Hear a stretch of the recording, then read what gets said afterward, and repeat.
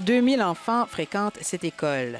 En apparence, tout va bien, mais l'établissement est menacé de démolition, car le propriétaire du terrain, une société municipale, a subitement décidé de le récupérer, même si le bail est encore bon.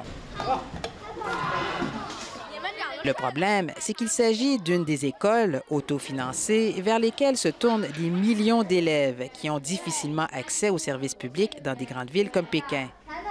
Tout simplement parce qu'ils sont les enfants de travailleurs migrants, des Chinois venus des provinces, et leur permis de résidence, le ROCO, est limité à leur lieu d'origine, là où ils doivent, en principe, aller à l'école ou se faire soigner.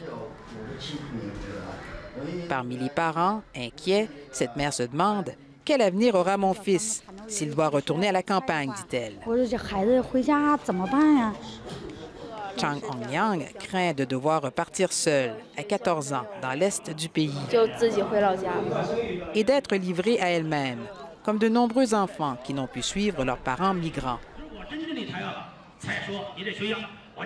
Les responsables de l'école tentent d'apaiser les craintes.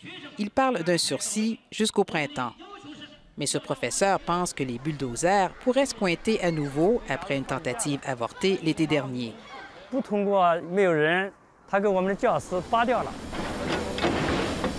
Ils sont déjà à l'œuvre, ailleurs dans la capitale,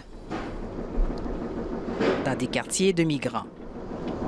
Il y a quelques semaines à peine, ça bourdonnait d'activités commerciales, d'activités résidentielles. Aujourd'hui, ce n'est que gravat et recyclage.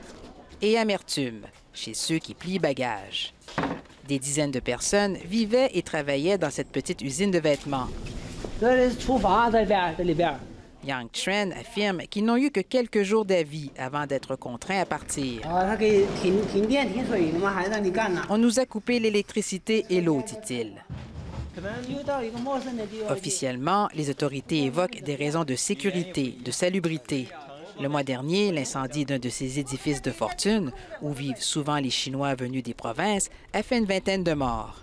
Les migrants y voient un prétexte pour se débarrasser d'eux, pour embellir la capitale. Ils sont quelques 8 millions à Pékin, soit le tiers des résidents. La ville peine à absorber autant de monde.